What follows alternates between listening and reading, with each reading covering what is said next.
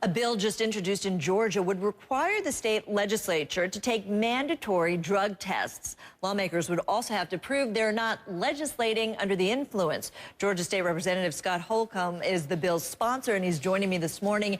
And Scott, you said that this pushback is really a pushback on the wave of Republican bills to drug test the poor and jobless. Why did you decide to push back?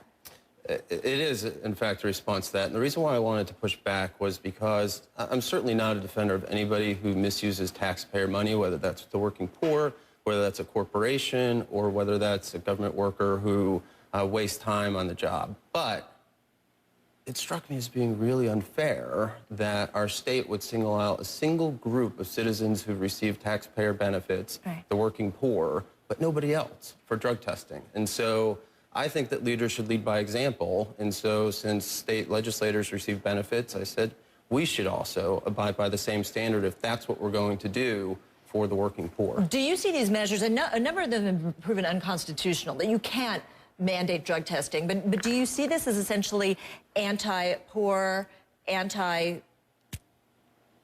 do. I do see it as that. And really, I think what it is, in a bigger sense, is that the GOP is out of ideas. And so they're recycling ideas from 20 years ago, which the welfare debate was undertaken about 20 years ago, and there was massive reforms. And so they're using stale ideas because they can't come up with anything new to really recharge our economy. And here in Georgia, what's even worse is not only does the GOP not have any good ideas, they steal bad ideas from other states.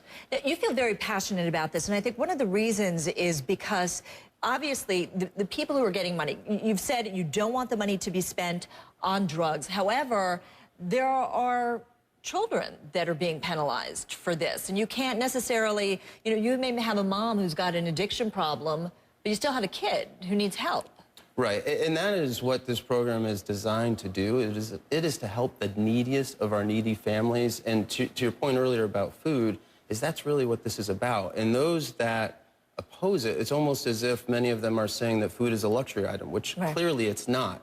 And the agency that runs this program in Georgia, the example that they give on their website is that this would be for a working mother with 2 kids who makes about $784 a month. That would be $26 a day. That's not $26 a day in spending money. That's $26 a day for housing, for electricity, for water, and for food for 2 children. So these are the very poor people.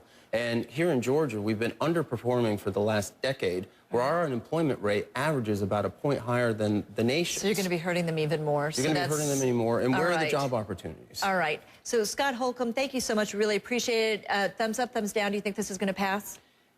Mine will pass if they move the other one forward, but my sense is the other one will not move forward because I've dropped this bill. So it's making a point. All right, Scott Holcomb, thanks so much. We really appreciate this. Thank you. Appreciate your coming in early this morning. My pleasure.